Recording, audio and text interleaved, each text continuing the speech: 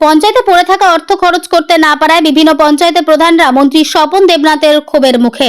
পূর্ব বর্ধমান জেলার কালনা 1 ব্লক অফিসের একটি সভাগৃহে 9টি পঞ্চায়েতের বিভিন্ন পঞ্চায়েতের প্রধান, উপপ্রধান এবং সরকারি বিভিন্ন দপ্তরের আধিকারিকদের নিয়ে ব্লক লেভেলে রিভিউ মিটিংয়ে হাজির হয় পঞ্চায়েতে পড়ে থাকা অর্থ খরচ করতে না পারায় বিভিন্ন পঞ্চায়েতের প্রধানরা রাজ্যের মন্ত্রী স্বপন দেবনাথের ক্ষোভের মুখে পড়লেন।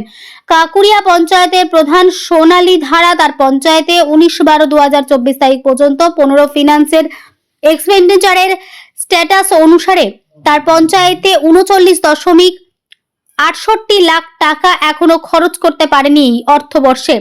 মন্ত্রী স্বপন দেবনাথ তাকে বিভিন্ন বিষয়ে জিজ্ঞাসা করলেন, তার সঠিক উত্তর তিনি দিতে না পারায় তার ক্ষোভের মুখে পড়েন তিনি। সেই সময় প্রধানের উত্তরে দিয়েছিলেন পঞ্চায়েত সমিতির পূর্তের কর্মাধ্যক্ষ চঞ্চল সিংহ রায়। তাকেও ধমক দেন মন্ত্রী।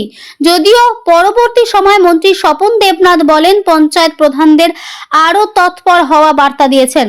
তারা 1 বছর প্রধান রয়েছে, তারা যাতে আরো ভালো কাজ করতে পারে সেই বার্তায় তিনি প্রেরণ করলেন। পঞ্চায়েতের প্রধানদের সাথে আপনি কথা বলার সময় আপনার একটা ক্ষোভ প্রকাশ করলেন, কেন এটি কিসের জন্য এই ক্ষোভ প্রকাশ করলেন? যে পঞ্চায়েতে আরও অ্যাক্টিভ হতে হয়।